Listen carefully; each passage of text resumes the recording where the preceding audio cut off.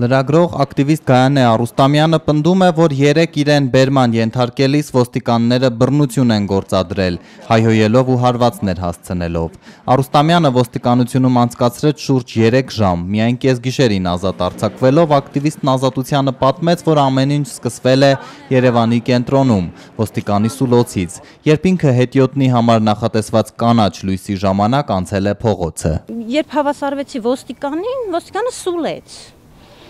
Ու ես վեր թռա, բնականաբար, ռեակցիա տվեց այդ սուլոցին, ասի ինչ ես սուլում, էշ,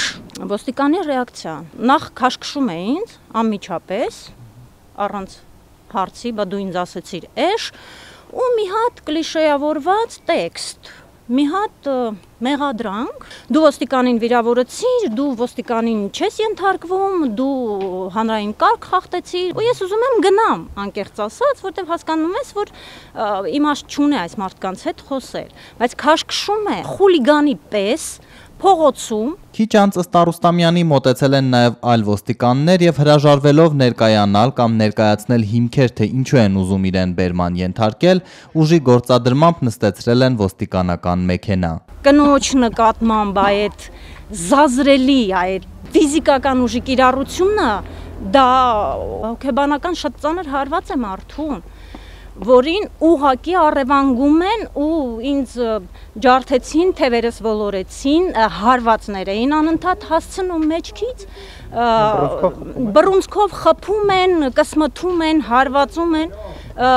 եւ ձեռնաշղթաները շատ ձիգ կապեց, այնքան ձիգ, որ ձեռնաշղթայի բանալին կոտրվեց։ Ոտքերս էին ծալել ոլորում, մեքենայի մեջ հայհոյելով, լկտի հայհոյանքներ։ Գայանե Արուստամյանի խոսքով ոստիկանատանը մի քանի ժամ ստիպված է եղել մնալ ձեռնաշղթաներով, մինչև արտակարգ իրավիճակների նախարարության հատուկ խումբը կոտրել է դրանք։ Ոստիկանությունն առայժմ միայն հաստատում է, որ Գայանե Արուստամյանի նկատմամբ իրականացվել է վարչական բերում, կազմվել է արձանագրություն ոստիկանին վիրավորելու համար։ Լրագրողն ասում է, ոստիկանն ինքն է ապօրինություն թույլ տվել, առանց պատճառի սուլելով։ Ոստիկանը, որը ամենալկտին էր իրեն պահել ինձ հետ, չէր կարողանում փաստաթուղթը լրացնել եւ նրան մի 5 անգամ թելադրեցին, հետո պատրեցին թուղթը, հետո նորից թելադրեցին, որպեսզի մի կերպ ձևակերպվի, որ ես իրեն վիրավորել եմ, իբր թե Գայանեն իր հերթին հաղորդում է տվել հանցագործության մասին, վաղը դատաբժշկական փորձաքննության է ենթարկվելու,